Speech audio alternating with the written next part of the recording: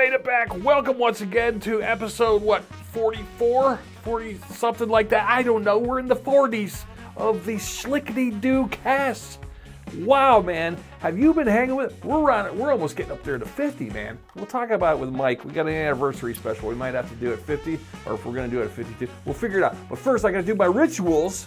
I got to do what I got to do before Mike starts to knock it. Here we go.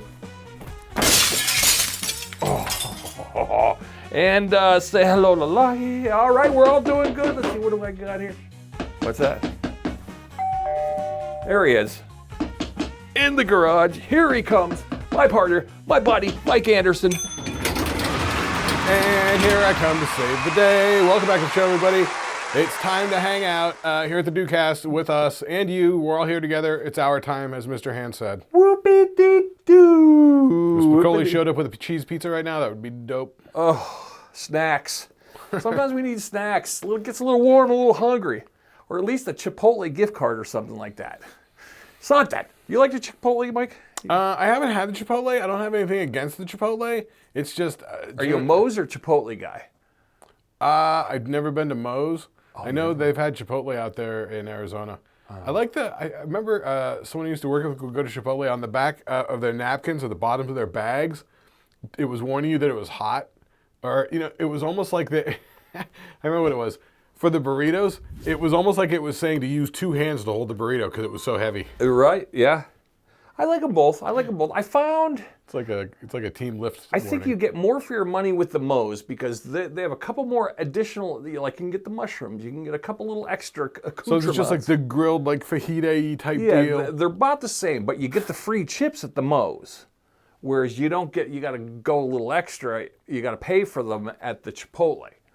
Yeah, that's just Chipotle trying to be a fast food place because like out in, Arizona, like Phoenix and stuff, yeah, the actual mom and pop places, they're just making tortilla chips in the back. They're just printing money, But they give them away.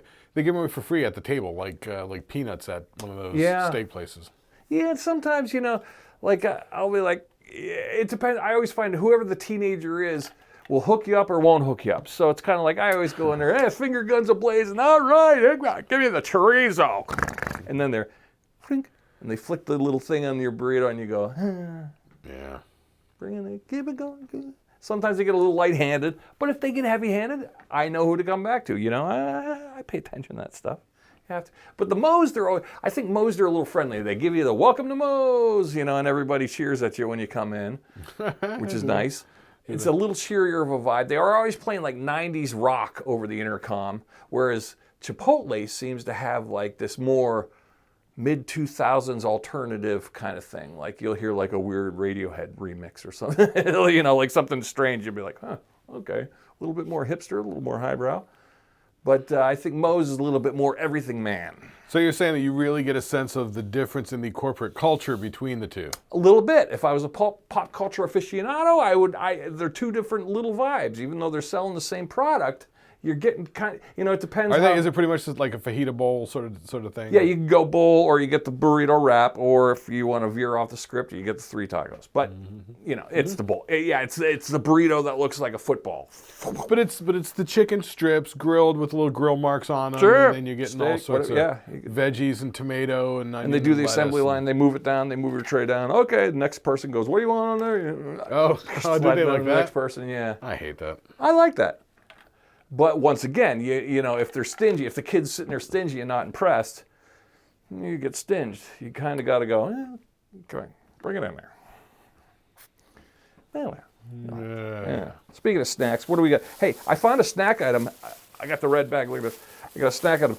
I haven't seen these in the wild. Check these out. Now, when was the last time you've had, this is going to bring back, they don't make them in boxes anymore. It was a bag, but I was like... Look at that. Cracker Jacks. Actual Cracker Jacks. Actual Cracker Jacks. Yeah, I haven't seen Cracker Jacks out in the wild in a long time. I honestly have never paid attention because I never liked Cracker Jack. Really? It's caramel covered popcorn. Essentially. With like 3 peanuts. I like the peanut part. That's what I'm looking forward to is the peanuts. But you only get like 2 peanuts. Well, we'll see. That's what we're going to check in this. Back when it started, I think it like Snickers, it used to be packed with peanuts. Oh yeah, yeah. As a little kid, I remember a lot of good peanuts. You know? Yeah. And it was in a cardboard box, which was kind of nicer. Yeah. And you had the prize. But then after the This is big a prize as well. the big peanut shortage of the mid '70s, Is that when Jimmy Carter got rid of his peanut farm? was that it? I don't know. We affected the Cracker Jack industry. Was that the cause? Is that the root cause? I don't know. Have we identified this? Did the historians know about this? Yeah, QAnon, get on this. Come on. We Where's QAnon when you want him? We need to notify our nearest university, Yeah. Institute of Higher Learning. So let's see. I was thinking of opening this up. I wanted to see what the prize inside. Now that it's in bag form, we'll see what the bag. Be careful, don't get it everywhere. Yeah. Yeah, we don't want to get rats. All right, it tastes like caramel corn. You're right, standard. That's what it is. It's just caramel corn, isn't it? Yeah. Ooh, but there's one of those peanuts. There's the peanut. The peanuts are pretty good because they're sort of covered with the sort of... Yeah, they're covered in a glazing, like kind of like a weird glazing. honey glazing. Yep, which is really tasty. All right, let's see what the prize is. The prize is Cracker Jack Prize Inside Arcade, it says. Go to your nearest arcade. I know, it won't even open. I don't even know what this is. This is Prize Inside, but it won't open. All right, I don't know what they're talking about. What are they talking? Are you sure this is a prize? Yeah, it has to be the prize. Yeah, this is a prize. That's it, huh? Just a little piece of paper. So lift and peel. Okay, lift and peel. It says lift. Here we go. Lift and peel. Here we go. We're getting Look at business. you following the directions. Oh, so what it is, it says lift and unlock classic games. Find, pick inside. Visit crackerjack.com. Oh, see, they give you, here's what they do. Weasels. They give you a sticker. It's just a sticker.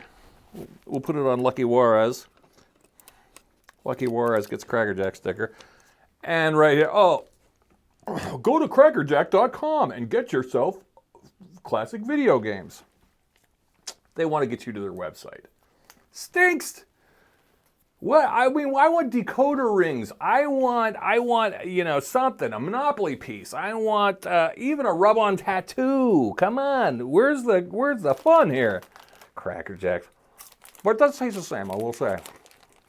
All right, so you just successfully recreated the modern equivalent of that scene in A Christmas Story when Ralphie decodes the secret message from Little Orphan Annie and it turns out to just be an advertisement to drink Ovaltine? Yeah, that's what it felt like. It felt like drink your Ovaltine. That's Come exactly on. You're like, oh, it's the prize. What did I get? An advertisement directing you to the website. Yeah? It's the modern equivalent of drink your Ovaltine. It is. It is. You know, that should be, you know how those TikTokers used reheating the nachos? That should be another one. They're drinking the Ovaltine, you know? So when a product is trying to sell you something and they trick you into it, and, you know, it's like reaching in the cereal box and grabbing some, oh my God, there it is. Oh, it's Don't a forget QR to drink code. your Ovaltine. Yeah, you're getting, yeah. They're making me drink my Ovaltine here. Oh, wait, hang on a second. I gotta sneeze. I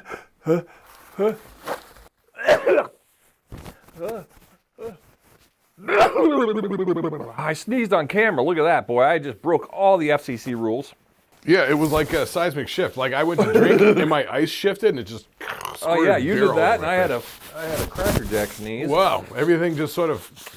That was like the whole universe just like hitched and inhaled. I know. Quickly. It was trying to stop production, but it's not going to stop the wheels on the Dewcast. We're moving forward. We're barreling down the hill at full speed. Documenting it all. All right. Ooh, I got another one for you, Mike. Check this. Okay, so remember when I ordered from Amazon all these cheap things that we used in our Halloween or our Christmas extravaganza. Fun stuff. Blah, blah. Some of it was from China, right? Some of it? And remember when I got the old fuzzy hat in the old episode from China? It took like 3 months to get here. Sure. I totally forgot about it. Remember the farts hat? Same thing, farts hat. Oh, I missed the farts hat. Yeah, we'll have to bring the farts hat down here and put it on in the museum over there. But I got something in the mail yesterday. And it was an item I ordered from China way back. Finally came. I totally forgot about it. I'm like, what is this? You know, there was a time period where I used to do that, where I was just ordering shit on Amazon every couple of days. So that every few days, something would show up, and I would just forget what it was because I would just order shit and forget about it. Yeah. So that every couple of days I would get a surprise in the mail, and it was like, what is it? Oh yeah, I usually do that, and they're always dumb little stuff from China. It'd be like Sometimes it might have been under like $8, so it'd be like garbage $5. bags, Yeah. shampoo, just dumb shit. Yeah, Sometimes it's a just a video reason game. to run to go, oh, look, it's like Christmas. That was it. I was living in an apartment at the time. And otherwise, I wouldn't walk over to the fucking cluster box to get the mail. Right. So I had to like trick myself to motivate myself. The bag. So I ordered these. Now, this should be fun. Now, I don't know if it's kind of like the hat. I should probably get off scene so I can show you what they are. But I got to try them on. So I'm going to get out of camera scene here. And scene. You might be seeing the top of my head here, guys. Don't mind me. You're going to like these. Now begins our time to make it happen. I got me some new glasses. Here's the beauty of these glasses. Look at this. That is fun. They blink. And kind of disturbing in a way. Yeah. What if we did the sound effect from last week from the wink? Am I doing it? Yeah. Yeah. It's got this little pull cord. How fun are these, huh? It's kind of disturbing. You kind of look like you're real excited about things. Yeah, or whatever. It's almost like you got thyroid eye disease. Yeah. Now you look like Steve Buscemi. Steve Buscemi.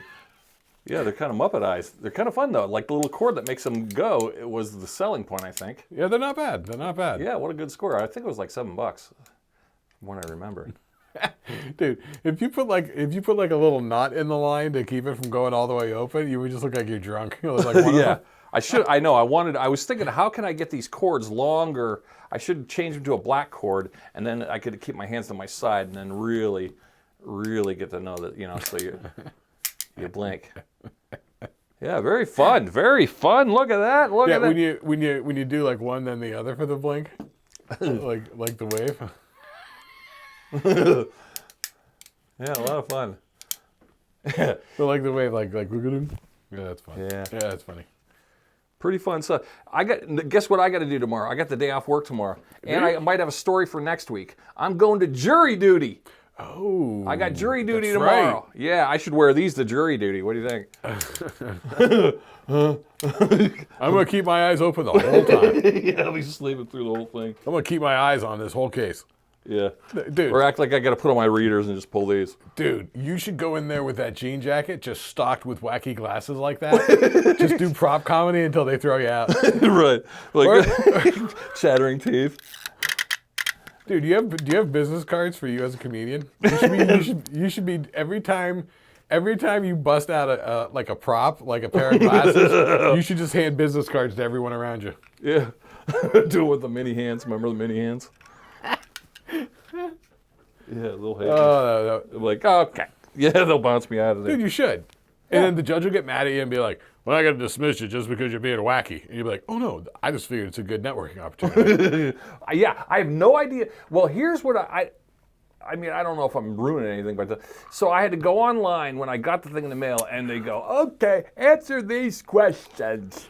So there I am, I'm answering the questions, and they're like, what do you think about the police? I'm like, I think they're good people. Okay. And then what do you believe in this? What's your take on speeding in a car? And what's your take? And then they start getting to the questions. Do you or anyone in your house work in the medical field? I'm like, oh, well, girlfriend's a nurse. Okay, keep going, keep going. What do you think? Do you think, so the questions seem to be like, there's like 20, 25 questions I had to do. And they're all about, do I like police? Do I believe the police? Do I believe the police when they say something? And then the other half was, what do I think about people in the medical field and people in the medical field having records? So I'm wondering, I know I keep speculating on what it could be. I was like, Well, don't speculate. I don't think you're allowed to speculate. I'm not allowed to speculate? No. All right. Well, okay, when it's over, can I come back next week and go, hey, this is what happened. It was a Dick Wolf case. It was a case of the werewolf attacked a kid. Only if the judge tells you you can. Oh, yeah, do I got to ask, or is it just assumed? I wonder if, I'm sure they'll brief me on that. I've never done, have you ever done jury duty? No, I mean, I've done, so out in Arizona, Phoenix and stuff like that, they would, you would get the thing and you would call into the phone number. Right. And they would be like, I did that tonight. They wanted you to do it 24 hours beforehand. yeah, that's what they did in Arizona too. It was super annoying. So you didn't know what was going on. Yeah, that was. I think that's in case if they solve or settle the case before you got to go to jury. Like they might go, all right, they plea bargained out. You're off. They may have you in like alternate potential juror pools number 5, Right. out of 9 or something. You know Yeah. what I mean? I'm going. I'm eager. I want to take part in my civic duty. I've never done it. I've seen so much TV that it's like I got it in my head that I want to do it. Yeah, I'm curious. I'm curious to see how it goes. I know. Curious to see how it is. Yeah, is this medical malpractice? Is this drunken driving? Is this murder? I don't think it's murder. Medical murder. Medical murder. Dun dun. But yeah, so it'll be fun. Ripped from today's I'll headlines. report back, guys. I'll tell you what happens with Aaron at jury duty next week. So Yeah, that'll be fun. What's that, Monday? what? The jury duty. No, well, I got to. Yeah, no, tomorrow. It's actually tomorrow. Oh, really? Yeah. Okay. Yeah. And they didn't plea bargain out because they said 24 hours before I got to go there. So they said at 5 o'clock on, I call and to see if I'm still on. And I called the thing, and then I went online to double check it. Yes, they want me there tomorrow at 9:15. So you're going down to like the courthouse? Oh yeah, going right to the courthouse. Nice. 9:15. Nice. I don't know if they validate parking or not. Yeah, I don't know. Yeah. I'm gonna do my old quarter and a nickel trick. I've been doing quarter and a nickel since fucking '94. So remember when I had the radio job and you and I lived downtown? Yeah, you were always going down there because the radio station was down there at the university. Guess how I beat the system? Parking meter. Put a quarter in, boom, get that thing going. Then take a nickel, big fat old nickel, and put it halfway in the slot. And it stops it. And leave it there. Leave the nickel. And then I've gone on 4-hour shifts off 1 quarter. Doesn't even trip, doesn't do anything. But now this was the old day with the old days with. Well, I've done it up to about 2013, 2014. So the newer ones have like. Now there's a whole QR code thing, and there's like a whole thing like sign into erie.gov, erie.doi. Insert your debit card. Yeah, that I don't know. Yeah, there's probably an app for it now. There is. But if it's an old schooler, I'm going quarter and a nickel, guys. If you see an old schooler, quarter and a nickel, do it. Plop the quarter in, then put the nickel in halfway right in the slot so it's half sticking out the slot. It'll stop it. I'm telling you, I did it for 15 years. All right. I'll give everyone a fucking useful hint too. All right. All right, you go to the payphone. When you pick up the payphone, they're those beep ones like boop, boop, boop, boop, boop, right? Okay. So what you do is, when you pick up the payphone, to dial, you just hit the receiver. Like for an 8, you hit it 8 times. And then for a 6, you do it 6 times. And then for a 4, you do it 4 times, right? And then you dial somebody's number that way. And that way you get the phone call without having to pay for it. That works? Used to work like 30-some years ago. Wow, I thought that was an urban myth. I heard about people doing that. Yeah. All right. Me, I told you about it. I used to do it at the mall. What button did you push to make, like, say... The disconnect button. You pick up the phone, and then you hit the receiver. So if I was going to call you, I would hit it 8 times. 1, 2, 3, 4, 5, 6, 7, 8.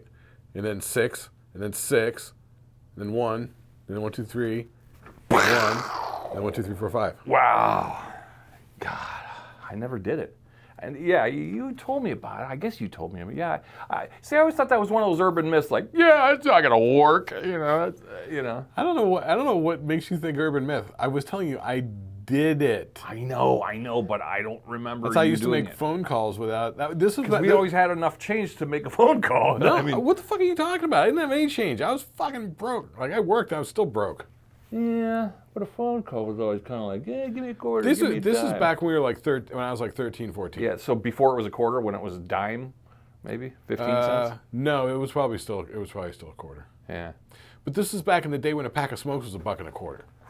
So it's like you're not gonna, you can't. No. And also, this is the days of like, trying to friggin', hook up to get weed off people and shit like that. Trying to make phone calls because you're just calling landlines. And yeah. You can't be. You could spend $1 or $2 just Leaving messages. Yeah, or just calling and like they're not home or whatever. Yeah. You know, talking to grandma or something like that. Yeah. I think I remember like using this cell or a payphone and making a call, and then you ever call the operator and say, "Yeah, this thing ate my quarter. Can you make the call for me?" But it took forever. It took forever. It was a bunch of bullshit. And they'd be like, "Oh, it hasn't." Like, yeah, I remember people messing around with that sort of thing. And I thinking did that it, was but clever. they would always go, "Is this an emergency?" And I'd go, "Well, no, but it kind of is important." And they, "But all right, let me connect you, kid." And they connect you. But I always thought they're listening anyway, so make sure. This was all, "Grandma, can you come get me?" Okay. Yeah, no, this was back in the day when like the phones had the rotary dial. Maybe that's what it was the rotary It was a rotary dial. thing, huh? Because when you did the rotary dial and you went to the 8 and you went all the way around, and when you let it go, it would hit 8 times. Right, or 6 times or 9 times.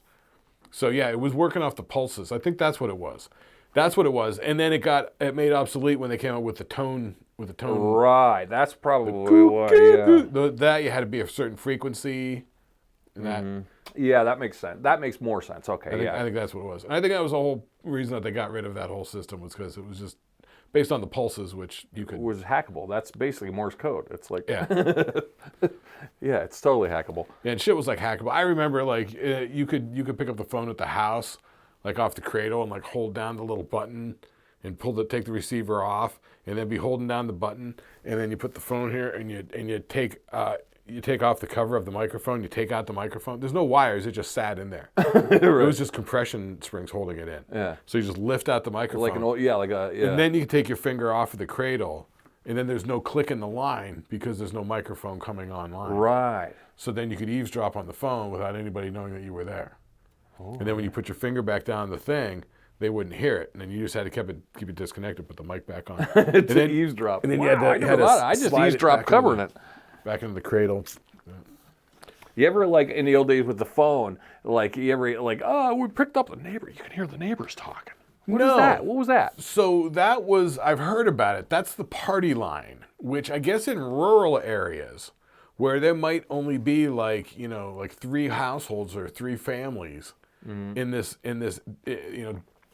down past the last telephone pole, let's say. Maybe what they do is they only have one service line out there, and it's divided for use amongst the 4 people. Right. This is predicated on the idea that the people are only using it like for emergencies or once in a while, Right. for short messages. It's like enhanced telegraphy. It's like telegraphs. Yeah. So it's But like I remember the advent of the first original phones in the 80s that were kind of wireless, but they would have frequency A and B. So, sometimes like, "Oh, I could hear my neighbor across the street, but I can only hear." Oh, that's him different. from- Is that what you're talking about? Yeah, that's what I was different. talking about. Yeah, that's the radio frequency interface. Yeah, that was, and then you'd have to go, "Oh, I can hear the neighbor talking. All right, I'll just switch to A." Well, that was the thing. So, because when all that stuff started, remember it was all like in the megahertz and stuff like that. Mm-hmm. And it was like low band megahertz where everything was crammed into this little range, and then all of a sudden everybody got wireless telephones. Yeah. And even like we would have like 2, 3, 4 versions of the same phone in the house. Yeah. Yeah. Especially when you got those little phones that just had the little hang up button on the bottom. You just lay them down to hang them up, pick them up. Right. Yeah. There's like a magnet hang up. No, it was just a little button at the bottom, like those Sports Illustrated phones and shit. It was just like, like when it was sitting on the table, the switch was pressed. When you pick it up, the switch is open. Oh, right. But if you bumped it on your face, it would hang up. It was Yeah. Oh yeah. But those things were everywhere. Oh yeah. They were Everyone had one giving of those. those away at that point. Yeah. It was like it was literally like get a subscription to a magazine. They'll give you like a football phone. Yeah. I remember Dad bringing home the Mickey Mouse phone. That was a big deal. The Mickey Mouse phone was a big deal because that thing was huge. It was heavy. It was heavy. Solid, man. Yes. Because I remember, like, I was fighting with my brother, and I remember grabbing the Mickey Mouse phone, and I was going to throw it at him, and I was like, "This is kind of heavy. I better put it down." And Yeah. I didn't throw it because it was heavy. You get it over your head. And then you Yeah, I was collapse young. under its I was weight. wimpy, but I'm going to throw it, Chris. And the Garfield phone. And we didn't have a Garfield phone, but we had. I remember having a burger phone, the burger phone, because that was a big thing. That was like a late '70s thing. That was another one of those ones where its weight kept it closed. When you picked it up, it would. Yeah, it had a spring. Yeah, the burger phone was kind of there, the burger phone, but I want to say my dad hated the burger phone. He thought it was tacky, but we got it for like a joke and kept it, but he didn't want to use it. Yeah, no, that sucked. Yeah, we were like, oh, I want a burger phone. All right, that's enough about phones. But since we're back in the Wayback Machine, let's fucking Let's kick do it it. off. Guess what year it is? Where are we at? 1970 frickin' 5, folks. Now, this is where a lot of good stuff actually starts kicking on and starts happening. We're Things happening. Start happening. Now Yeah. in 1975. Yeah, because we're creeping up on the 80s. I can't wait till we get to the 80s. We might have to double episode some of these years in the 80s. Shit's going to be rolling uphill. Yeah. Shit gets fucking pretty plentiful pretty quick here. 75, we're picking up steam. All right, what do you feel like starting with? You want to start with songs? You want to start with TV? You want to start with movies? First thing on my list is 8-tracks, so let's go music. Let's go wanna go some music? 8-tracks were still a thing then, so. Okay, so here is the Billboard year-end top 100 singles of 75. We'll go through this real quick. Yeah, what the We'll hit on some of these. And then I got another list that is sort of like, most influential songs of 75. That's the one or we something like want. that. Yeah. And it's always interesting to see the differences between these two. Yeah. So for this one, he's going, number 1, Love Will Keep Us Together. Oh, Captain Captain and and Tennille. Tennille. Oh, they were lame. Okay. Right? Rhinestone Cowboy, Oh, God. Yeah. Yeah. Glenn Campbell. Yep. Glenn Campbell, that's it. Philadelphia Freedom, Elton John. I don't know that one. Huh. Okay. Yeah. Philadelphia Freedom. Elton John on the piano and all that. Yeah. Freddie Fender, Before the Next Teardrop Falls. Ugh. I don't know that one. It sounds Right. like terrible. Sounds like a throwback to 50s stuff. Speaking of throwing back to 50s, Frankie Valli, My Eyes Adored You. Oh, Frankie Valli's still cooking by this point. Right? Grand Funk Railroad, Some Kind of Wonderful. Some Kind of Wonderful, still cooking. Wow. Earth, Wind, and Fire, Shining Star. No matter who you are. That's a great song. Fame, David Bowie. Okay. Fame. Laughter in the Rain, Neil Sedaka. Oh, my dad liked the Sedaka. Yeah. Eagles. One of these nights. Oh, yeah, not one of the better Eagles songs. That one was lame. Yeah. John Denver saying, Thank God I'm a Country Boy. Of course he did. He's smacked in the head. Jive Talking, Bee Gees. All right, Bee Gees. See, every year we're doing this. Notice how the Bee Gees are now But you're this is, going. but this is they're picking up. 75. Yeah. And ABBA this and is, Bee Gees are starting to pick up steam because now the disco's hitting. it's starting. Yeah. This is where they get the Jive Talking. Bow, bow, bow, bow. Yeah. Yep. Best of My Love, The Eagles. Wow, Eagles got a twofer on the list. Yeah. Minnie Riperton, Loving You. Okay. It's Maya Rudolph's mom. Kung Fu Fighting, Carl Douglas. That was roller skating staple. Blackwater, Doobie Brothers. All right. Ballroom Blitz, Sweet. Ballroom Blitz. See that now? That arguably that was kind of rock. Yeah, I like that. I always like Ballroom Blitz. I didn't hate it. B.J. Thomas, Hey Won't You Play Another Somebody Done Somebody Wrong song. BJ Time. Hey, won't you play my... Yeah, it's like a country pop crossover. It's kind of it's an old trucker song. All right, yeah, we're reaching the end of interest here. 20 Orlando with Dawn. Ugh. He Don't Love You Like I Love You. Janice Ian at 17. Average White Band, Pick Up the Pieces. Average White Band, man, totally underrated. The So Hustle. great. Oh, the Hustle. Well, God, that's Speak of that's disco. bringing in the disco. Yep, Yes, the disco's Hustle coming was in. a big deal. Van McCoy and the Soul City Symphony. Oh, that's who did it? Lady Marmalade from LaBelle. Again, I thought that was on Patti a previous LaBelle? list. Yeah. I thought that was on a previous list. Why Can't We Be Friends? War. Yeah. Love Won't Let Me Wait. Major Harris. Actually, that Lady Marmalade, that might have been released a couple of times. It might have been released as a single and then got re-released again when the movie came out or something. I don't Broadway? know. Yeah, that's true, wasn't Broadway, New York crossover, yeah. And maybe a dumb remix thereof. it? Yeah, that could be easily. Stevie Wonder, Boogie on Reggae Woman. Wasted Days and Wasted Nights. Freddie Fender again. Angie Baby, Helen Reddy. Fight the Power by the Isley Brothers. Jackie Blue by the Ozark Mountain Devils. Fire by the Ohio Players. Magic by Pilot. Please Mr. Postman by the Carpenters. Okay, Barry Manilow, Mandy. Lucy in the Sky with Diamonds, Elton John. Typical. That's typical. Another what Barry our parents- Manilow. Could it be Magic? Barry Manilow's starting to fucking come on strong. Yeah, Barry Manilow's starting to hit it. Yeah, housewives love him. All right, Cat's in the Cradle. That guy. All right, that's it. I don't even recognize. All right, scrap the billboard. I don't even recognize any of these Suits are anymore. trying to plug into what the kids are listening to. What are the hip cats listening to? What are the kids listening to? Here we go. All right, so this one, I'm going to try to do this list backwards if I can fucking swing it What's here. buzzing at the shopping malls and the parking lots? This list is a bit of a mess. It's this website is just overrun with pop-up ads and such.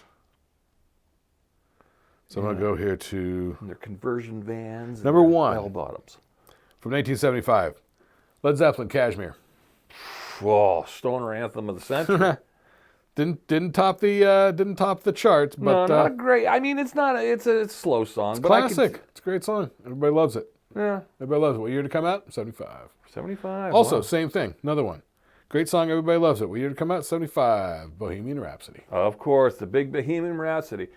Now, comparatively speaking, if you were a young stoner and like you wanted your mind blown, and you just went from listen to Doobie Brothers, and then you go Kashmir to that to because now we're sick of Bohemian Rhapsody. We've heard it 1,000 times. But Well, yeah. imagine hearing that back in the day, fresh off the fucking vinyl. Whew, must have been a mind blower. And not many people were playing it, but Sure. But yeah. Insane. Number 3 from 1975. Once again, not the top 100 Billboard hits, but Born to Run, Bruce Springsteen. Welcome to Asbury Park album. Bruce Springsteen. Also, not on that other big top money list. From 1975, Sweet Emotions, Aerosmith. Aerosmith. Wow. So Aerosmith was out at the same time as Born to Run. Oh, they were out like 73 or 74, a couple of those early albums. You got to hand it to Aerosmith, though, for still standing around today, even though they're barely teetering. They're there, And Bruce. Yep.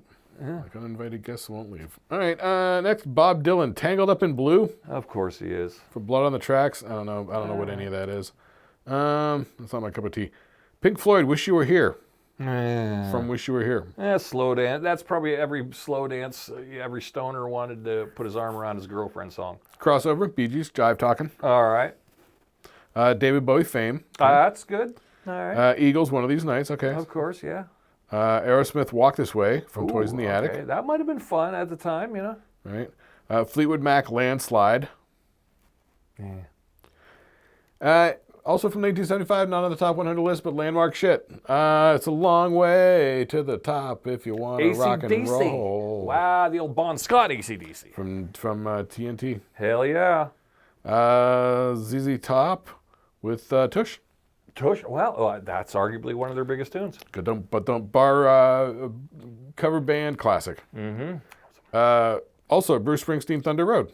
Okay, yeah. More Fleetwood Mac, Rhiannon, ABBA, SOS, Bob Marley, No Woman, No Cry, Heart, Crazy on You, Roxy Music, Love is the Drug. I'm not familiar with that one.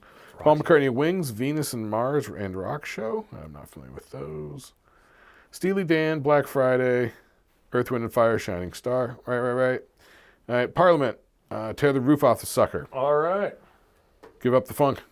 Give Up the Funk. That's a great song. Yeah. Okay. So there you go. That's good enough to get a sense of what's up with the music. Yeah, that's good variety. You can Yeah. imagine the kids with their 8-track players in their cars and having parking lot parties. Shirts off, laying on the car hood, That's smoking it. doobies. That's when you definitely start getting into the people having more control over what they're listening to, rather than just popping on the radio Yes. and dealing with whatever's on there. They could put in the 8-track and roll. That's it what I out was in their going to car. get into. 75 ushered in the 8. Well, it didn't usher it in, but the 8-tracks became popular. They started popping up in cars and things like that, and conversion vans. So kids were taking their music to go now. Instead of just sitting in front of the record players, now the kids are moving around. You're moving. And let's not knock off the advent of the VCR. The Betamax comes into play now.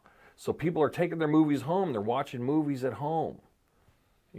But the difference between the two, which will get rectified shortly, is that the 8-track is, as they say, ROM. It's read-only memory. There's no writing, there's no recording. Right. At the consumer level, as far as I know.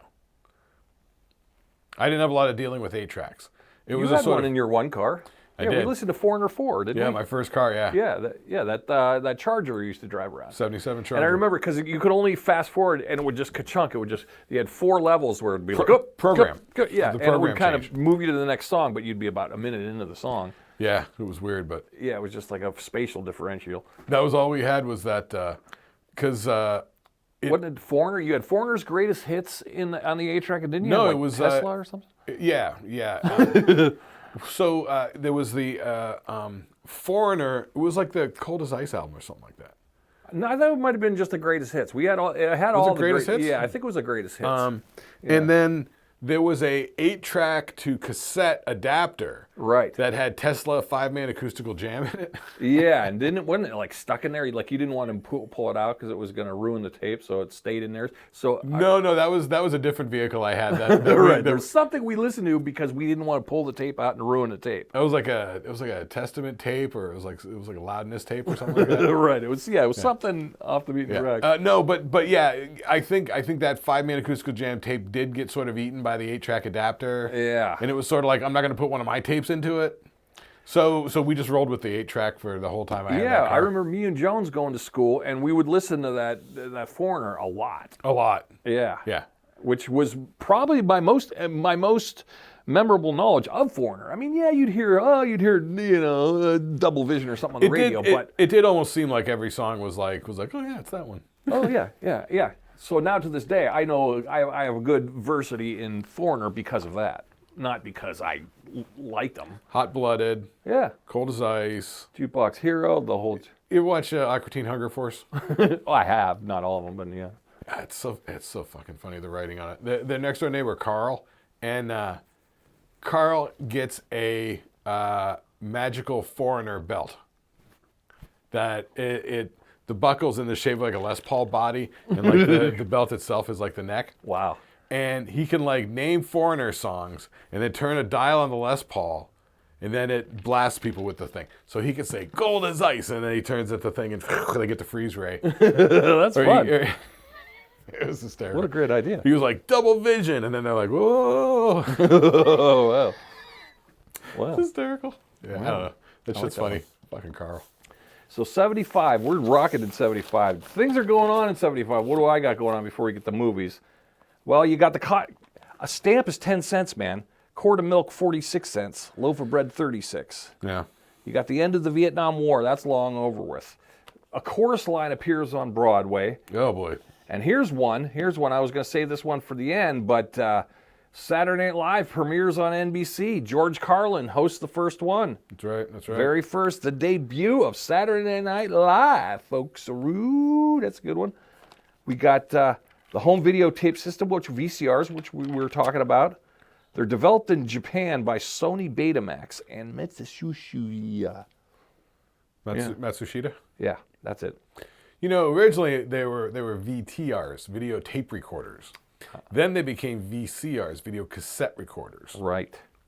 And I think that was the difference between the early ones were beta, which I hear had a better picture and stuff. I still to this day am not sure what a beta even looks like. Every time I think I'm looking at a beta, they go, no, that's just 3/4 inch VHS. And I'm like, all right, I'm out. I don't care then. Yeah, I always thought it was like a fat video VCR tape, like fatter tape. Yeah, the teachers would have them in school. You know what I mean? Kind of like an 8-track is to a cassette tape. I thought it was that. That's what it looked like. Yeah. Right. No, that's not it. And the teachers are like, no, that's a 3/4 inch VHS. Oh, then I've never seen it. Yeah, and then I'm like, all right, you know what? I don't care then. I don't care. Fuck beta. Fuck you. Blow me. So, yeah. I don't even that. like VCRs with the VHS tapes. I hate tape. I always hated tape because it's oxide dust glued to like a plastic film, right? Oh. And so as it runs through the machine, the dust flakes off. So every time you play it, it gets worse and worse. Yeah, I never liked it for the that. motors don't play at the same speed. No, the tape your rubber gets stretched. bands, your head's got to get cleaned. Yeah, Rewinding, fuck it. It had no permanence to it. But I liked it in the sense like, we had a cassette tape, so we could record something like a memo or record band practice. That was the thing. I liked that. That was the thing is the cassette tape gave us, as opposed to the 8-track, gave us recordability. Yes. Then you could sit there with a blank tape that you bought. And remember this, the listening to the radio, Sure. And like at the end of the year, they would play like all the top songs from the year. You could sit there and get all the songs from the year on the radio. And I remember doing that at like 8, 9, 10 years old. You just spend your New Year's Eve, Right. recording songs New off Year's the Eve, radio yeah. and stuff like that. You know what I mean?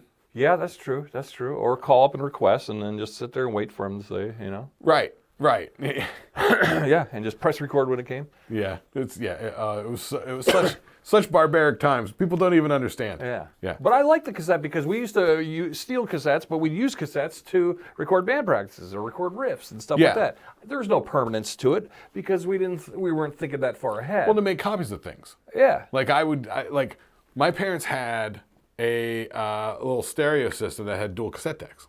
Oh yeah. So I could borrow somebody's Iron Maiden Peace of Mind album, pop it in, and burn off a copy on one side, put a Motley Crue album on the other. Yeah.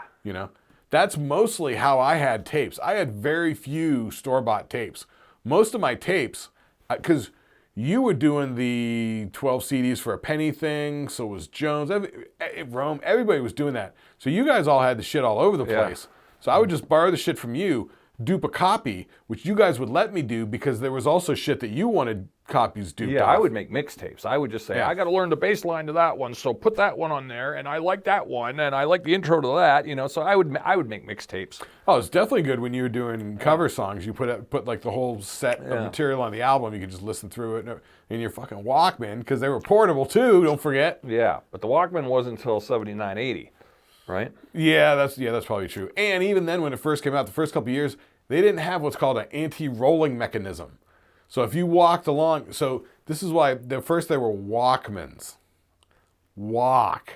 Don't jostle it. Yeah, they're not Then Josselmans. they had the sports Walkman. Yeah. When they figured out the anti-rolling. Because you used to take those old Walkmans, and if you shake it, the tape would warble. It would go, Yeah, they weren't very great. No. It was almost like when they first came out with the CD players. I had an original Discman. Yeah, that was terrible. Those were terrible. Before they came out with the concept of oversampling, which was reading ahead. In case there's a bump, you could backfill it and patch the hole. Right. So I remember sitting it on my desk at school or whatever, like 12th grade, a lot of sort of, just working on your homework sort of thing in English class. And you bump the desk and it would skip. Yeah, it was annoying. Annoying. You couldn't have them in cars. No. That was Let alone to have it upright or sideways. No. It was barbaric, people. Kids today don't even understand. You have no idea. I know. And we were thrilled to have the technology. It was like fucking magic. The idea I remember of trying to have, as being in a band, to get your stuff put on disc was like, wow, man, you got to really have money for that. Yeah, you had. And that we had silk screening, getting the silk screening on the disc with the picture and the writing, where it was like, whoa. Yeah. I mean, it was hard enough. We were just getting to the point where we could get cassettes out. Right. Yeah, our own version. Yeah, then everything kicked to CDs, and it was like, whoa. I remember when you guys did that Cyclone CD, man. Like, it was like, whoa, you got the full color, 4-panel fold-out booklet. Yeah, you got the silk screen CD. Yeah, we released it in 93, but it took us like 3 years to get there because we were playing gig after gig, saving money, and studio time was $60 an hour, and we're driving to Cleveland, and then doing that, and then the pressing was $2,000, and $2,000 in 1993 was That's like the thing. $10,000 now. Kids today have no idea, and that's why kids today they're all like, yeah, how come nobody talks about Generation X? Because we fucking got shit done because we had to do it the hard way. Yeah, but we're coming from the 70s. We're in 75 here still. We're Sorry. kids. You and I are kids. So I got off on a rant there. Yeah, All right. that's all right. We're back. Moving on. I got TVs and movies. How are we doing on time? Oh, we're doing great on time. TVs and movies. Let's hit up some movies. Really? All right, you want to do TVs? Let's do TVs quick, because I don't think much is going on TV. TV's kind of... Wait, hang on. I gotta go. It's a whole different thing. Okay, so the TV, what I do is I go and I look at the list of TV from now, which is like 75, 76 season, as compared to 74, 75 season, which we looked at last time. So I'm looking at what's new, what's different, what changed, right? So we know All in the Family's still number one. We know MASH is still on there. We know Kojak's still on there. We don't give a shit. What's new? That's what we're looking at. Yeah, So what's new? Right. So in TV land, here's what's new for 75, 76 season. Rich Man, Poor Man. Do you remember this? I remember the name. I remember it being out. I don't know what the hell it is. Yeah. I think it was like the TV movies were big. I mean, I've got on this list ABC Monday Night Movie. There's a new up-and-comer. and also the ABC Sunday night movie. ABC really got into the made-for-TV movies. They're killing it right about now. Yeah. They're going whole hog. Because before it was CBS. Now it's ABC. They're running away with it. But Rich Man, Poor Man, I feel like it was like a 3 or 4 part miniseries, right? So it's like a movie of the week, like a Tuesday night movie, Wednesday night movie, Thursday night movie, and Friday night movie, and it's all Rich Man, Poor Man. It was from some book. Yeah, I don't know. That doesn't ring a bell. I definitely would have tuned it out. Yeah. I mean, My parents, this I was would like have known 5 if or my 6. parents watched it. I don't think they watched that one. They might have gone, that's stupid. I remember when it was on, I thought it was stupid. I remember going to bed, my parents would be like, oh, they got ads for Rich Man, Poor Man, too mature for you, go to bed. You know, Yeah. like 9 p.m. going up the stairs. Yeah, I'd get that with like Thornbirds and fucking... Yeah, all that fucking shit. Anyway, okay, so new shit for 75. Okay. You know, the spin-offs from the Mary Tyler Moore Show continue now. Last time we had Rhoda, now we got Phyllis. Okay? I didn't know that one. Okay. Also, before we had Chico and the Man, which came on strong, doing high in the ratings, dropped like a stone. Because he committed suicide, didn't he? Yep. Replaced by Sanford and Son. Sanford and Son was a hit. Yeah, right. Sanford and Son stayed in there. But Chico and the Man, now let's go back. If you tuned into last week, we talked about, what's his name? He was an up-and-coming comedian, a Latino guy, Freddie Prinze.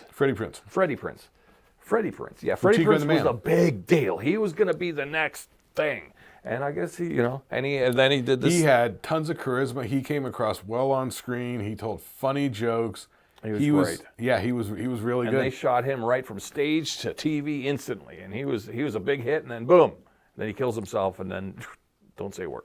Yeah, and it always seemed very, very odd. Like I never heard any details. Like it always seemed odd. Yeah. Because I know he was hanging out with Pryor.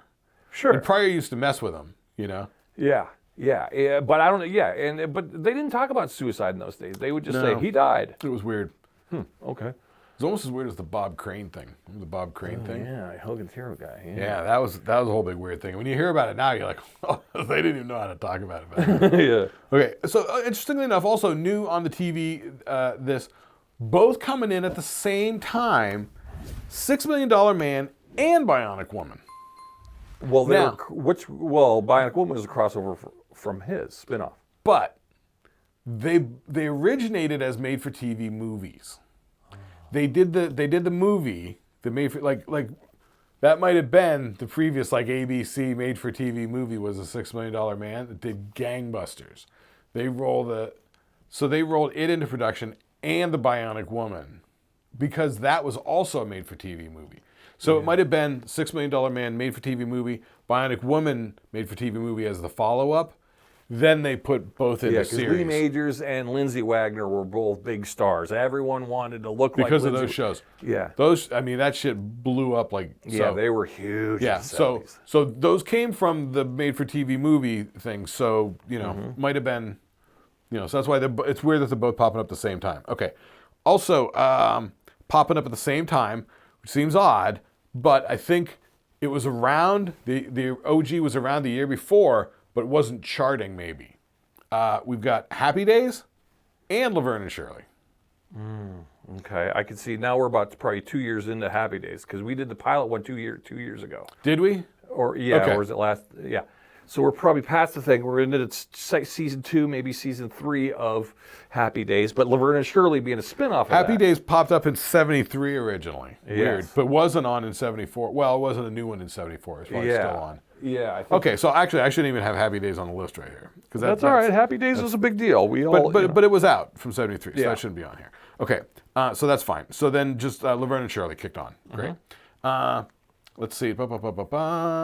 Yeah, we did all these. Rich Man, Poor Man, Laverne and Shirley, Bionic Woman, Phyllis, Sanford and Son, $6 Million Man, ABC Monday Night Movie, One Day at a Time. Oh, One Day at a Time. Okay. It's like the white version of Good Times. Yeah. ABC Sunday Night Movie. Is that Valerie Burton LA? Yeah. Okay. Yeah. ABC Monday Night Movie, ABC Sunday Night Movie.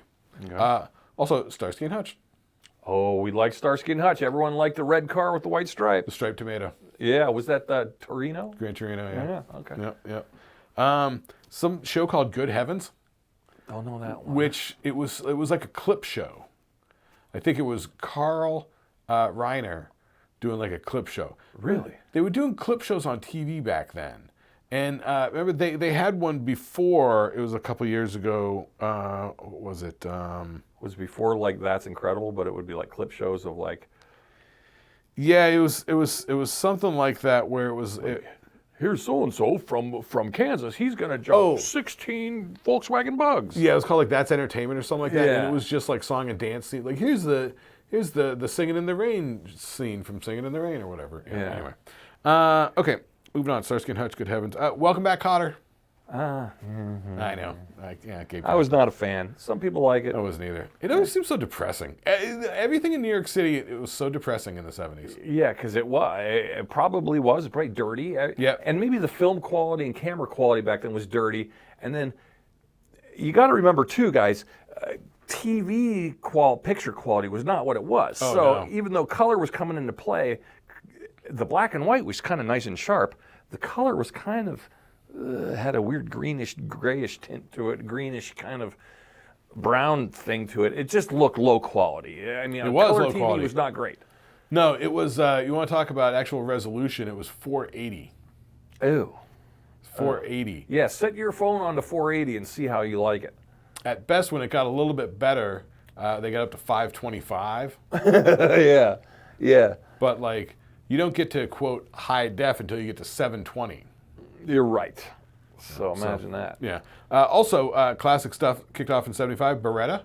Robert Brake. Beretta. Yeah, with the bird. With the cockatiel. Yeah. Keep your eye on the sparrow was the theme song. Singing about a sparrow, but he has a cockatiel.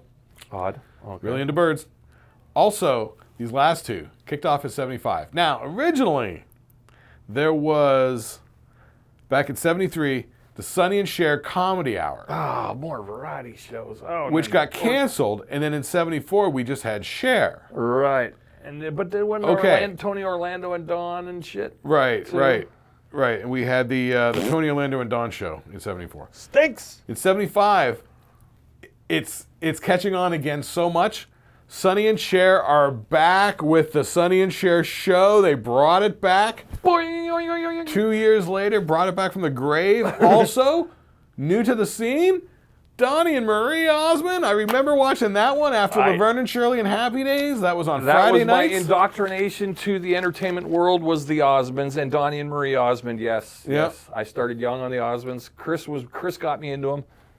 My brother. I remember Thursdays was Sha Na Na, and then Happy Days, and then Laverne and Shirley. I've told this story a million times. I used to think all the Elvis songs were done by the Osmonds because the Osmonds did parodies of Elvis songs, Blue Suede Shoes and all those. I had the record of Blue Suede Shoes, thought it was Donny Osmond. Sad realization until I got to about 15, and I realized, wait a minute. I didn't realize I thought Elvis was the fraud. and the Osmonds were, I don't know. Yeah, white suburbia, whatever.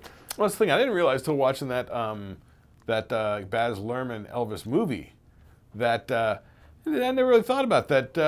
Most of Elvis's stuff in the 50s and 60s, he didn't write. No. He didn't write stuff until like later. No. Like in the 70s, he started to be like, all these people are having hit songs, writing songs. What's that? I should try writing a song. All right. So that's the TV realm. All right, TV realm's doing good. All right, I got movies. All right, we ready for movies? All right, we can do movies. Movies kick off and movies start getting interesting in 75. 75 is where the world shifts. Yes, this is where the blockbusters are starting to appear. I mean, we had a few blockbusters last year. Exorcist kicked open the door. Exorcist set a precedent in 73. Yeah, the date night movie, the Friday night, everyone's going to the movie. Everybody's going to the movie. Everybody's talking about the movie. So back then, they used to only make a handful of copies of the movies, and they would send the copies of the movies around the country. Mm-hmm. So it would only be in your town for 2 or 3 weeks, and then it would move on. But it would be held over if it was still making money, right? Still selling out good. This is where you get The Exorcist starts hanging out for like months. Yeah, you know what I mean, and that sort of stuff. So in 1975, we had in June 20th, it was released. Kicking off the first summer blockbuster season. Oh, right in time for summer. I know what you're going to say. Jaws. Just in time to go to the beach. Boy, bad year for sharks. It grossed $260 million. The next movie grossed $108 million. In terms of ticket sales, Jaws sold 126 million tickets. Wow. The next movie in line, 53 million tickets. Jaws was huge. The next one from that was 24 million. That was the number 3 movie. So 24 million. Just to show you how big fucking Jaws was. Jaws, that was the biggest selling thing ever then. At that point, nothing had sold that. And the thing Godfather was, got close, didn't it? I remember when it came out, the advertising campaign, it was everywhere. It was all about sharks and that image from the front of the book. Yes.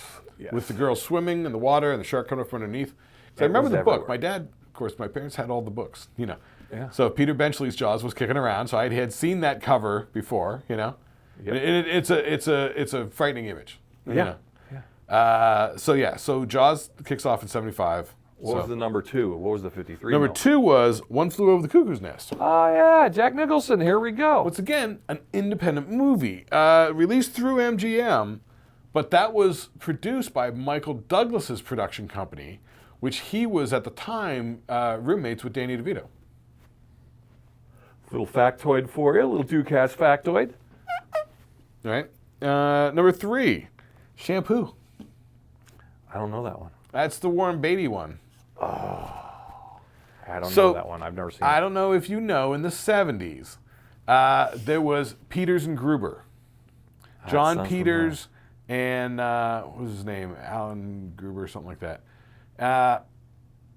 Peter Gruber. Okay. So these guys ended up being movie producers. They were like John Peters was a hairdresser. So he got Shampoo made. It was like I think he was a hairdresser to famous celebrities, and he wrote like a tell-all book that was like sensational trash fucking reading. They made a movie of it called Shampoo, but he got himself and his producing partner set up as executive producers. The movie did bang up. This was like where Warren Beatty came out and was like big sex symbol and all this sort of stuff. Yeah, everyone loved the Warren Beatty. Yeah, the hair and the tight dungarees and everything. Yeah. So it blew up, and so it did. It was the number 3 best movie of the year. Sure. So Peters and Gruber then had careers for a while, producing some fucking nutty ass movies. So they will pop up again. Okay, keep an eye out. We'll mention that next week when If we you've go ever to heard 76. Kevin Smith telling the story about, he had a meeting with John Peters one time because they had bought the rights to Superman. They wanted to make a Superman movie. And so they go, well, let's talk to Kevin Smith. He's a writer and he knows about that comic book shit. So they get Kevin Smith in, and Kevin Smith goes to John Peters' house for the meeting with him. And he talks about this in, I think, An Evening with Kevin Smith. And Kevin Smith says, you know, if you want to write a movie about Superman and you want authentic shit from the comic books, why don't you hire the writers from the comic book? Like, they're right over there, you know. He's like, they know this shit better than anybody. He's like, I'm not really a Superman guy. He's like, I'm more a Batman guy. And so then John Peters starts telling Kevin Smith he's got this idea of ending a movie with a giant mechanical spider and how he's going to have this giant mechanical spider fight Superman. That movie never ended up coming into being. That might have been the Superman that was going to have Nicolas Cage in it. Never came into being. But in the Wild Wild West, that movie with Kevin Kline and Will Smith. Sure. That was produced by John Peters. He got the giant mechanical spider. He got his dream, his daydream. He must have saw it in a dream. It's just hysterical. Anyway, Mechanical spider. He got it. It all came from Shampoo. Anyway, so number 4, Dog Day Afternoon. Oh yeah, it was a big war movie. No. No? No. Oh, I was thinking Bridge Too Far, but okay. Or Dogs of War. Dogs of War. That's what I was. Christopher Walken movie. Yeah, I remember that one too. Yeah. No, Dog Day Afternoon. I don't think I ever watched. It was Al Pacino and John Casale, who was a real good actor back then. He was hanging out. It was like Casale was Meryl Streep's boyfriend. So it's Al Pacino and Casale's character are like gay lovers, and they go and rob a bank to get the money so Casales' character can have a sex change operation and they can get married. All right. So and then they go and they rob the bank. That's where Al Pacino got his big movie, was Dog Day Afternoon. It's a bank heist movie. Okay. Number 5, Return of the Pink Panther. Peter Sellers. Blake Edwards. 3 Days of the Condor. I don't know that one. It's a Clint Eastwood movie. Of course it was. Every year, notice how there's a theme. There's a Clint Eastwood movie since we've been doing this every year. Well, yeah. Well, because Clint Eastwood got started in the westerns, Yeah. and people liked him from the westerns because he had a couple of big hit westerns. But every year he's in a movie. He's in a top movie. Yeah. Because I think he sort of makes interesting decisions on stuff. Yeah. Because I mean, even in the '80s, he kind of had, because he did like the Dirty Harry shit, and that kind of fizzled out. People got sick of that. What he got known for in the late '80s was reinventing himself with doing a western, which no one was doing western in the late '80s. It was Not in the completely 80s, no. fucking passe. Nobody fucking. What year was Every Which Way But Loose? That's how I always. That's like '79. Yeah, we'll get up to that. Yeah. That's how I was introduced to him. Yeah. But that's an example how low he felt. That's what he was doing at that time. I didn't think that was a downgrade, though. I think that was a pretty big movie, wasn't it? It was okay, but it was nowhere near like Dirty Harry sort of Yeah, stuff. for Play him, it Misty was a for me. downgrade. Yeah, 100%. Funny Lady, Barbara Streisand. Streisand. She was a big deal, though. She's doing the Fanny Bryce story. I guess. But Musical? I don't know. Broadway thing? I'm not sure. I know of it. It was around, but I don't know. She was everywhere. Yeah. Oh my God. Yeah, she was everywhere. But that kicked off now, 75. Mm-hmm. You know. Other Side of the Mountain. Is that one of those like somebody gets paralyzed movies? I'm not sure. I don't know. Tommy. Oh, The Who. The Who? Oh, the rock opera. Arguably the first rock opera that ever be, right? Yeah. Yeah. Pretty much. Well, I'm sure there was others, but that was the first popular one. Yeah, I think that one came before Quadrophenia. Yeah. Which is also The Who. Yeah, and that one just beat out by $3 million the Apple Dumpling Gang. Oh, the Apple Dumpling Gang. Oh, that was terrible. Tim Conway and Don Knotts. Come on. Yeah, I know. I know I it's for think I kids and saw that stuff. residually later on. I want to say I saw that as a teenager, kind of high. I'm not sure that I ever saw it, but it's on Disney Plus, and I may go watch everything with Don Knotts and Tim Conway. Arguably, yeah, Tim Conway was way ahead of his time. He's hilarious. But he is. But yeah, Don Knotts, I mean, gosh, he was Jim Carrey before Jim Carrey. He was, and those two together. I mean, I remember like they did a bunch of that sort of Disney stuff when I was a kid, starting with Apple Dumpling Gang, because I know they did Apple Dumpling Gang Rides Again. Right, that might be what I'm remembering. And then they did a couple movies where didn't they have one where it was like they were like ghost investigators or something like that? I don't know. It was like chickens or the Ghost and Mr. Chicken or something like that. Yeah, that's. I mean, come on, dude. You know, it's like. Fucking Mr. Furley as a ghost investigator. Come on, I want to watch. Rollerball, James Caan. 75. Okay, all right. The Adventures of the Wilder or something. I don't know. I'm not sure. The Hindenburg, Lucky Lady, Snow White and the Seven Dwarfs re-release, Love and Death, which I believe is Woody Allen. The Adventure of Sherlock Holmes from 1975. I'm not even sure who's starring in that one. Great Waldo Pepper, Barry Lyndon, Alice Doesn't Live Here Anymore. You know what I mean? It's just Iger Sanction, French Connection 2, Race with the Devil, Bite the Bullet, Rooster Cogburn, The Shootist, Hard Times, Stepford Wives. Nah. Stepford Wives, though, ended up being a remake more popular than the original. I think so, yeah. It wasn't originally 56. And then we're going to make a list of that. Remember how we were going to say remakes that were better than the original? Oh, yeah. That might have, not that would have been on a radar, but that would have probably made that list of, because Stepford Wives remake in the 90s was all right. I mean, it wasn't great, but I mean, better than the original. Okay. A remake's better than the original. All right, I jotted that down. We'll get to that. All right. Yeah, that'll be a fun list someday. So here we go. Horror movies from 1975. Once again, almost sort of like the music. Right, let's not go too far in this. We went too deep last time. This is the stuff that sort of actually really makes an impact. Jaws, number one. Of course. Movie called Shivers. Directed by David Cronenberg. It's probably David Cronenberg's first movie. Oh yeah, he's probably young then. Yep. Deep Red. This is maybe the first movie, I'm not entirely sure, by Dario Argento. Italian horror meister. Okay. Rocky Horror Picture Show. Oh, okay. Well, that's culturally shifting. Race with the Devil here, which was on the other list. Two couples vacationing together in an RV from Texas to Colorado are terrorized after they witness a murder during a satanic ritual. Nice. Satanic Panic. The stars Peter Fonda, Warren Oates, and Loretta Swit. Hot Lips Houlihan. Okay. Okay. Next we have Alucarda. This is maybe a Spanish or Mexican movie. I'm not sure. And we have Trilogy of Terror. This is one of those anthology movies. Okay. Directed by Dan Curtis, who is the guy who was the showrunner, writer, creator of Dark Shadows. Oh, okay. All right. Salo, The 120 Days of Sodom, directed by Pier Paolo Pasolini. Pasolini is a very interesting filmmaker. So this was his last movie. Some people say that he got murdered over this movie. He was a Spanish filmmaker, I believe, that was making films during the time when Spain was being run by an authoritarian regime that had ties to the mafia. Maybe it was Italy. Maybe I had it wrong. Yeah, World War II, Italy. Yeah, so he was Italian. So in his movies, they were sort of coded against fascism, the people in charge, and they knew it and they didn't like it.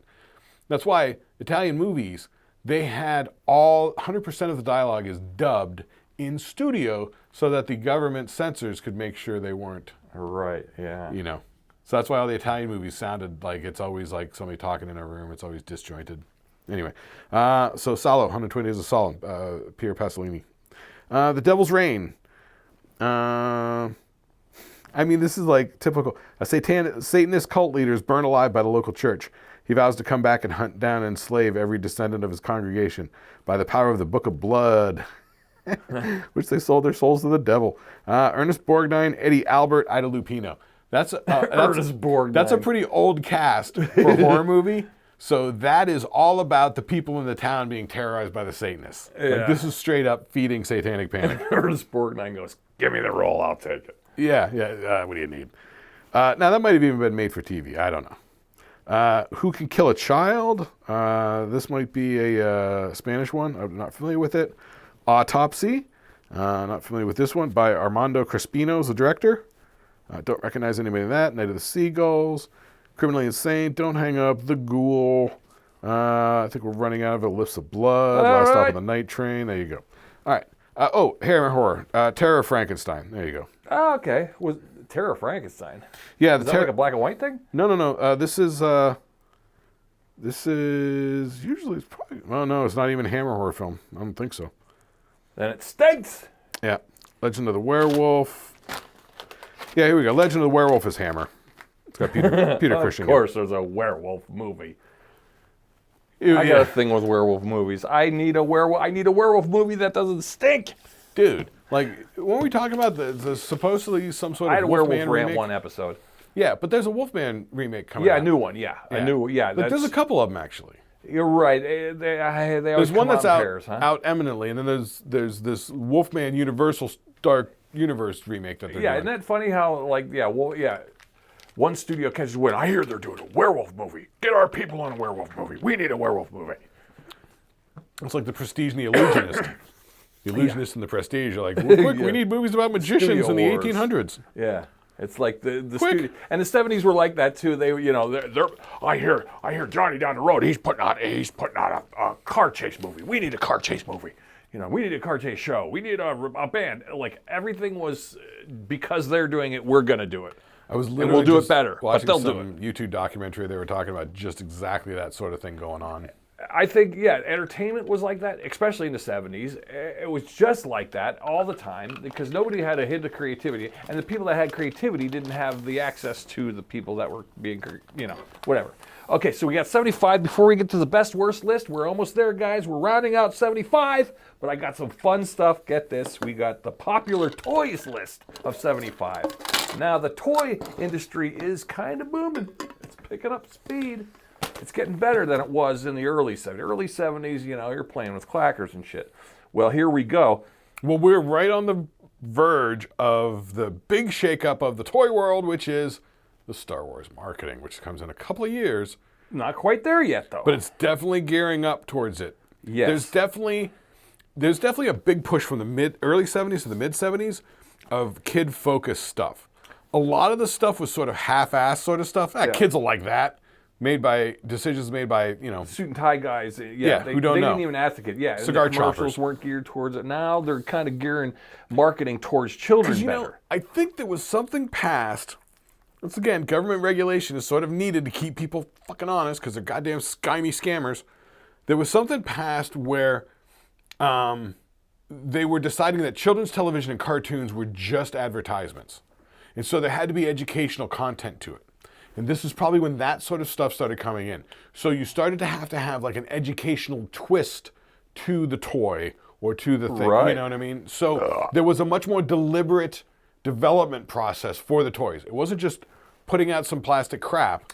Sure. There was a little bit more thought behind it, is when you started to see this sort of stuff. So a lot of these toys were probably, a lot of kids were getting them, you know, we were a little young, so we were still probably playing with little baby toys. But I'm curious if I remember any of these. all right, well, the Bugs Bunny talking alarm clock, Lionel train sets. Whoa, whoa, whoa. That shit's been around for forever. Well, yeah, I guess it was a bit. The Barbie VW camper, the Volkswagen camper. I kind of remember that one. The Barbie must have had a hippie Barbie, probably. Yeah. But it was definitely, it was a pretty cool, like, That's VW fun. bus. Okay, that's cool, Barbie. All right, original version of Monopoly. The original Monopoly. There we go. Wait a minute. It said 75. The original version of Monopoly was released. Hasbro, or whoever. I thought Monopoly came out in like the 20s. No. It just looked like it did. That's true. Yeah, I don't know. All right, I'll do a little research and editing. I'll put a little something up on screen. We'll find out I'll if try that's and sort true. that out. All right, G.I. Joe and action. Because wait. Before you go on, real quick. Remember when we were doing this a couple of things ago and you mentioned something about the London Bridge? Yeah. Did you see? I put some stuff on the screen. Yeah. I kind of explained it. Yeah. Yeah, okay. Because it was sort of confusing Yeah. if you gloss over it. We've been known to confuse people here at the Dukecast. All right, G.I. Joe and the action vehicles. Big deal. G.I. Joe. That must have been. Now I never had those old giant GI Joes. We did. My neighbors did. My neighbor friends. My brothers were playing with them. They were kind of the generation ahead of me. So my older Right. brother and his friends were playing Right. with the big G.I. Joes. And I remember there being a dune buggy, you know, that they would slide their G.I. Joes into that could play in the dirt. It was fascinating to me, the vehicles that were so big and you could put the figures in the thing and do the thing. And the accessories, and they had like little foot lockers and clothes and like weapons. Yeah, they had clothes that would come on. It was like- they had big long guns. It was like overwhelming and stuff to me. I was like, yeah, it was all sort of cool, but They had like boots. sort of stiff. Like you couldn't do anything with it. yeah. You know, like weird plastic boots and stuff. Like, I don't know. Well, it was the always same weird. size, oversized Bert and Ernie dolls. That were kind Like of big. the- Remember like how we were saying last stuffed week? ones, or like Yes. 2 feet tall and shit yeah, like that? the big ones. Bert and Ernie had one. Yeah. Well, here we go. The big one. Now this, we all had one of these. Mr. Potato Head came out. Really? That's what it says. I don't know, unless it's popularized maybe, or I don't know. I feel like Mr. Potato Head was out way before. I feel like that was in the 60s. Yeah, I feel like Mr. Potato Head originally was just a box of like eyes and mouth parts with stabby bits, and then you took a potato and stuck them into it. Maybe that This was may have been the introduction of the plastic potato. right. That we all I'll know buy and love that. today. 100% buy that. Because when we were kids, Mr. Potato Head was a plastic potato with slots that you put the You're things right. It had holes. It with had the stabby yeah. bits. Yeah. Okay.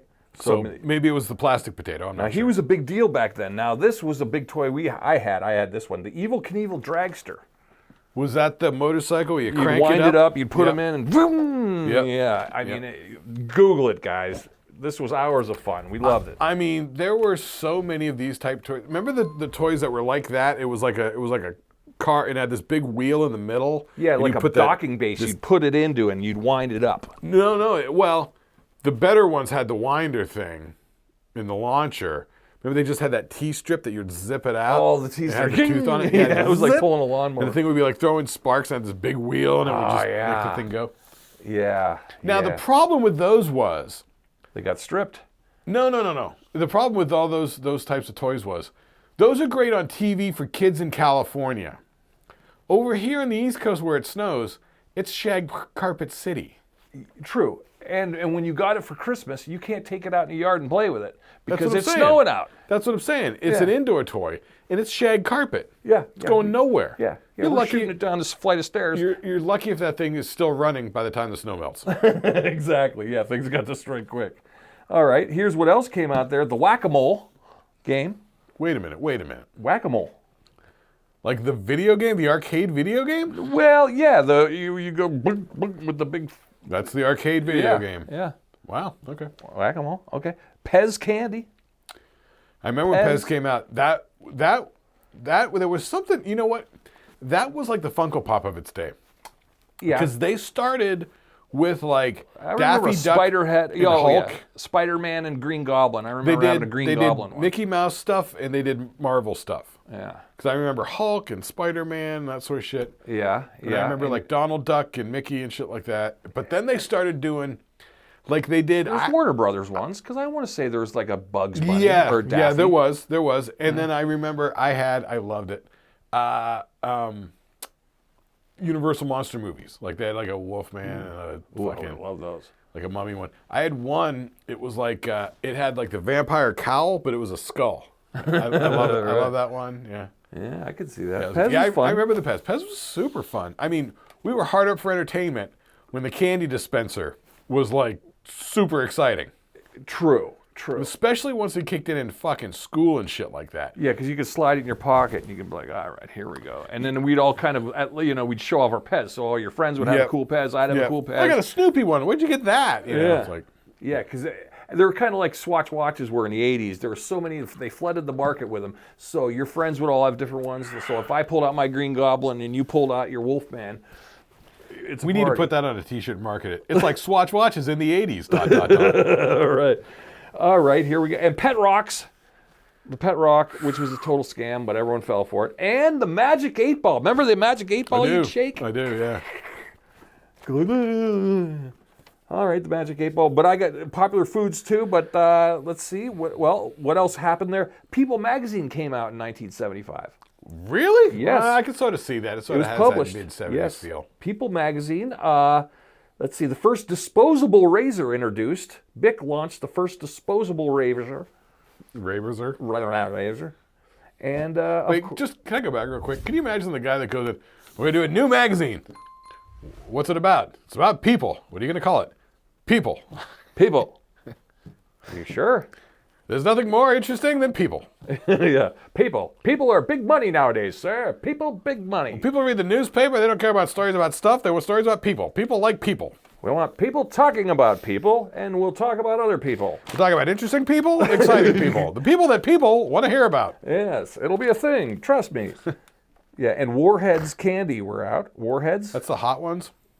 I never had a Warhead, honestly, to this day. I think don't they're I've ever had a hot. Warhead. I think it's like cinnamon powder or something. Oh yeah, cinnamon. Yeah. Okay. Like the atomic fireballs, which is like But a jawbreaker. well, the crock. Okay, so the crock pot came into play. Right. We had You know that a that. couple years ago. But what it made its first appearance, and it crossed over everything, was a notable food invention was the word fajita in print, and it was the fajita, believe it or not, F-A-G-I-T-A, first appearance. The word fajita appeared first time in print. Now, it made it popular because now then all of a sudden people are going, okay, they want the ballpark nacho. Mexican food started becoming a thing.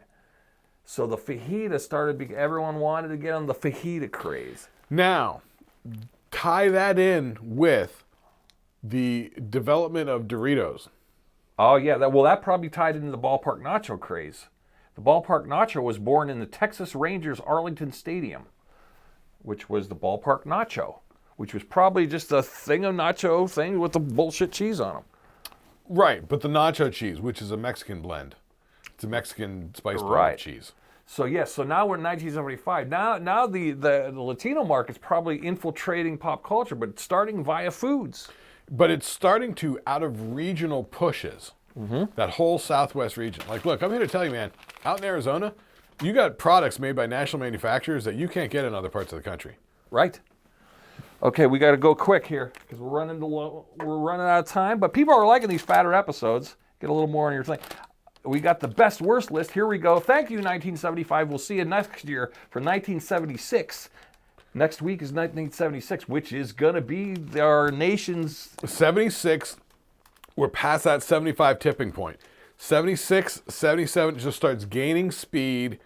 we're just crashing right through the end of the 70s. Let's go rah-rah America because the spirit of 1776. Weren't we 200 years old? The bicentennial. Yeah, it was the bicentennial year. Everything had the red, white, and blue on it. Everything had this little seal. I remember being a kid and seeing everything everywhere, you know? Yep. My mom was telling us it was a big deal. We went down to the National Mall in Washington, D.C. for something. We were down there for the thing. Oh, yeah, everyone was like fireworks for 4th of July or something, you know. It was whatever. a thing. Yeah. So here we go. All right, well, I got a new list for you today. Best, worst. Let's do it real quick. You're going to like this one, I hope. All right. TV sitcom. Remember last week? Right. Well, this week, it's TV sitcom antagonistic characters. Ooh. Now, I'm excluding like the angry landlords or the mean mother-in-law tropes because Okay, the obvious built-in ones. yeah, you know, because that's a given, you know. The angry landlord, that goes back to like the Monkees. Right. There's always an angry landlord or the angry mother-in-law, you know, which goes back to all those the 50s shows. That goes back to like 1920s types of Yeah, the honeymooners. humors. Yeah. Yeah, so you want best or worst? Well, they're all kind of best. They're all kind of worst in their own weird So way. these are the worst sitcom characters who were just sort of antagonistic jerks. Yeah, just kind of like jerks, but they're characters, they're main characters who were jerks. From any period of time? Well, pretty much, just your mains. You'll see. We'll do, you know. Now, of course, we'll go bottom. We could go bottom or top. It doesn't matter. We'll say. Whatever you feel like, pick one. All right. Well, we'll go the best. All right, I'll say the best.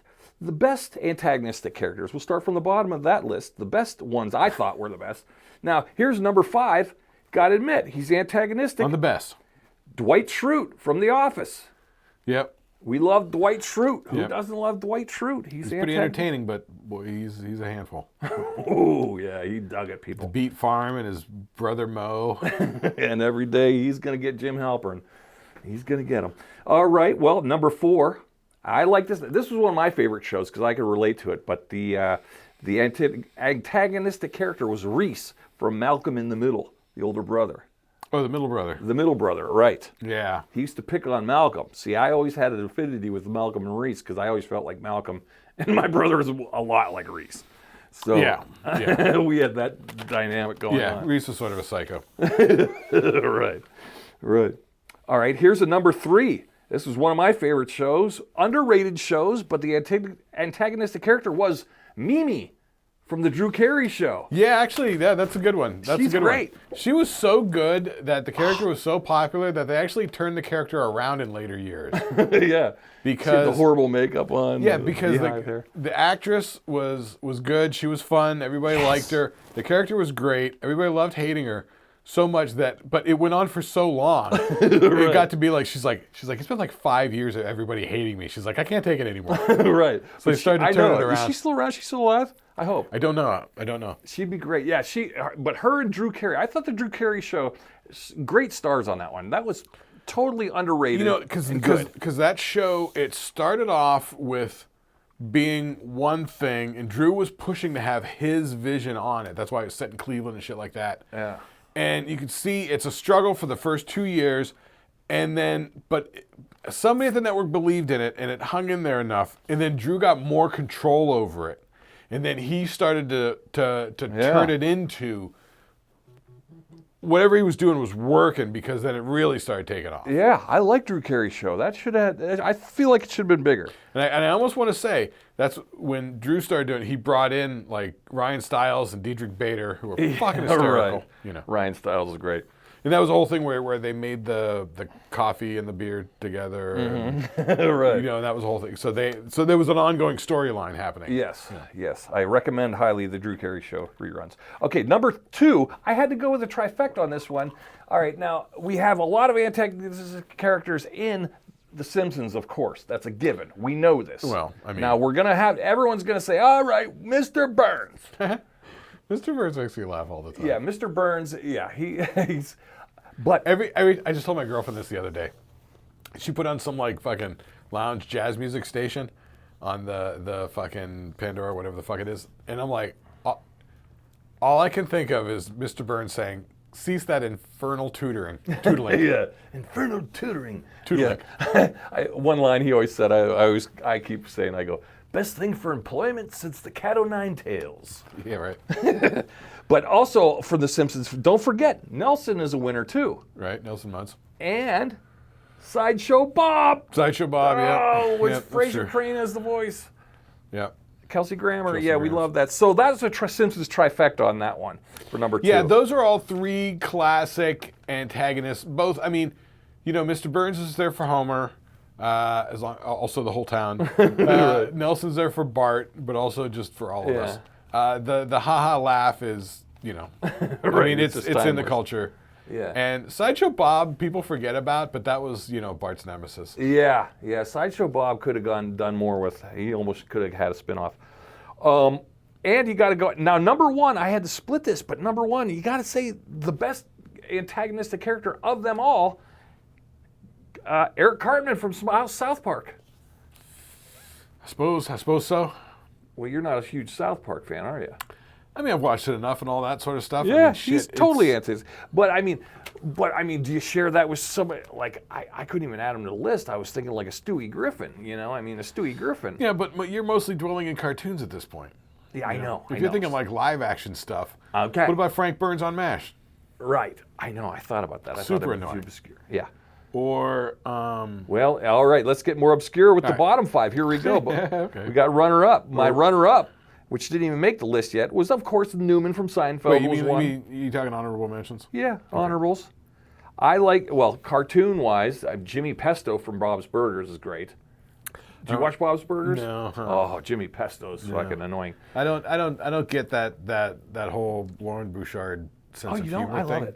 I love it. I can watch about 10 episodes in a row. It's all this like nebulous stuff. Well, let's go back to TV sitcoms. Okay, here's one that didn't make the list, and I wanted him on the list because I just caught a newer episode.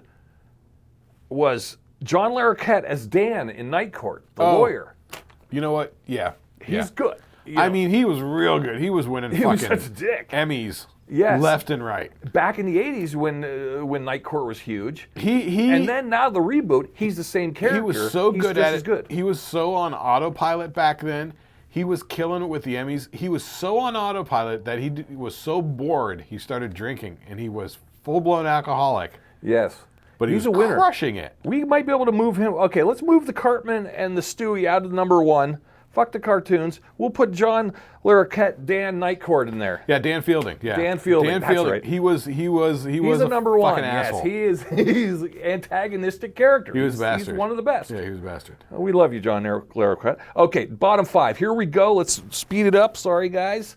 Oh, remember the show Lost in Space? Dr. Smith. He stinks. I wanted to throw over my remote. Even as a young kid, I just wanted to just smash the TV whenever Dr. Smith would screw everything up. What was that actor's name? Do you remember? I don't know. Yeah, he was an older guy. He was in everything. He was great. Yeah, he was a classic actor from the day. But he was always fucking the missions up because he was greedy and thought of himself. Yeah, Dr. he was Smith. always scheming and devious. Oh, yeah. Even the robot knew it. Yeah. So, okay, number 4. It was like, imagine having a character like him on Gilligan's Island. You know what I mean? They almost needed it. It would change the dynamics a lot. Sure. Yeah. It'd be like, why are you the one person that's always trying to kill us? Yeah. Why? Yeah. They should have made Mr. Howell that evil. It would have been. All right. Number 4. And then Mrs. Howell's always like, no, you don't want to kill the girls. We like the girls. Yeah. Or not even know. She just thinks, oh, he's just being a grumpy. Right. Number 4. All right. Frasier and Cheers, she was on. Lilith. I would almost stunk. I would almost say more than Lilith was Carla's husband, Eddie.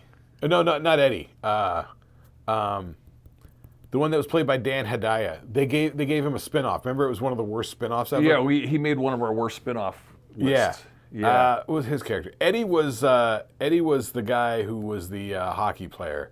And he ended up being the Pittsburgh Penguins mascot. That was Eddie. He was a good guy. But her original husband, Tortelli, where she got the Tortelli name. Is the Tortelli. Nick Tortelli, yeah. every time he showed up, I was like, this guy. I'm changing it. It was, yeah. Yeah. Which is what made that fucking sitcom so bad. It's like they made the central character in the sitcom, one of the worst characters. Yeah. He was terrible. His family's terrible. The show's terrible. Now, here's another one for number 3. You don't watch the show. So wait a second, before you move on. Okay. Are we going to go with Nick Tortelli, or are we going to go with Lilith. Lilith. It's your call on that one. Pick it. Put it right there on the list. I'll put Lilith / Nick. Yeah. Okay. All right. Number 3. All right. Scrubs. Did you watch Scrubs? Dr. Cox was a jerk. That was McGinley. No. Neil McGinley. Ted McGinley. No. John. John McGinley. John. Yeah, John McGinley. McGinty. Yeah. McGinty. That's it. John McGinty. Yeah. That dude's been in everything. He's funny though. He's a good actor. He was in Platoon back in it. Not was it Platoon? I don't know. He's been in a lot of remarkable I think he was in stuff. Apocalypse Now. Yeah, I don't. He's always familiar. You go, oh, hi. Yeah. No, wait. No, it's Platoon. He's in Platoon because he does this very famous scene with. Remember Platoon? You got the two sergeants, the Willem Dafoe character, and then the Tom Berenger one. The Tom Berenger was like the evil one that didn't like Charlie Sheen. Okay. There's a scene where Berenger's character bitches out Charlie Sheen's character, and he's got a cigarette. And McGinty is like his suck-up next to him. Uh-oh. And so Berenger's chewing him out, and McGinty's like, yeah, you're getting read the riot act now. And then Berenger has a cigarette, and it's not lit. And so McGinty pulls out his Zippo, opens it, goes flick, and holds it out, and then flicks it and puts it away. It never lit, the cigarette never lit. And Berenger looks at him like, what the fuck are you doing? He's like, oh, shit, And it's all just ad-libbed, you know what I mean? It's a nice little moment. Yeah, that's Platoon. Okay, Platoon. Yeah, Dr. Cox was a dick. Every time I see McGinty, that's what I remember. He's a dick. He's a big dick. I got to go with, number 2, Wonder Years, Wayne Arnold.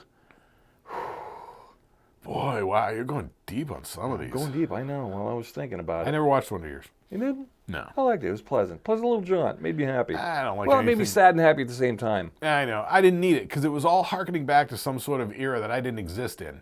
True. So, I didn't need it. All right. Well, number 1, the most TV sitcom antagonistic character.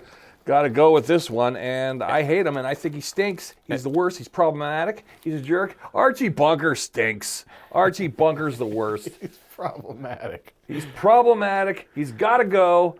Let's scrub him out of the history books. I don't care. Yeah. I don't like him. No, I never I don't like did the either. character. I don't like, now, thank God what's his name, Carol, he ended up in Heat of the Night, because I liked him in Heat of the Night. But, I'm with you. Yeah. I never liked it either. I always thought he was a ignorant, dumb brute of a character. Mean. Yeah, he was mean. He was a jerk. And he was totally sexist, and he was totally mean to Edith. And I get that for older people, it was probably hysterical. Yeah, it was that honeymooners thing, but I don't. Yeah. But the thing about the honeymooners, at least the wife, the female character, was strong. Yeah.